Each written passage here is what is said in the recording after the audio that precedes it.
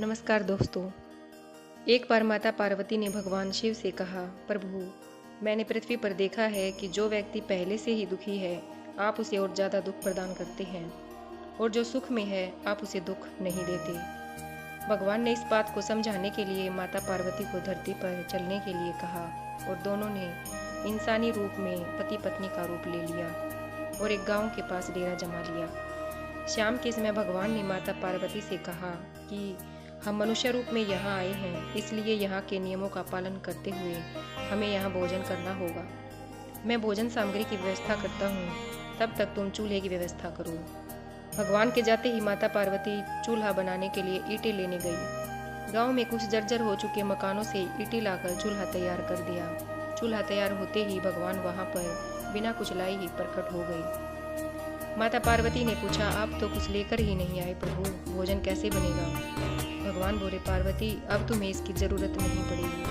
भगवान ने माता पार्वती से पूछा, तुम चूल्हा बनाने के लिए इन ईंटों को कहाँ से लेकर आई हो? माता पार्वती ने कहा कि प्रभु, गांव में बहुत से ऐसे घर भी हैं जिनका रख रखाव सही ढंग से नहीं हो रहा है। उनकी जर्जर हो चुकी दीवारों से मैं ईंटें निकाल कर ले आई। तब भगवान ने कहा कि जो घर पहले से ही खराब थे तुमने उन्हें और खराब कर दिया। तुम ईंटें उन सही घरों से ही दीवारों से भी तो ला सकती थी। माता बोली, प्रभु, उन घरों में रहने वाले लोगों ने उनका रख रखाव बहुत सही तरीके से किया है और वो घर सुंदर भी लग रहे हैं। ऐसे में उनकी सुंदरता को बिगाड़ना उचित नहीं होता। भगवान बोले, पार्वती, यही तुम्हारे द्वारा पूछे गए प्रश्न का उत्तर है। जिन लोगों ने अपने घर का बहुत सही तरीके से रख रखाव किया है और जो सुंदर लग रहे हैं, इसी तरह से हमारे कर्मों का भी है।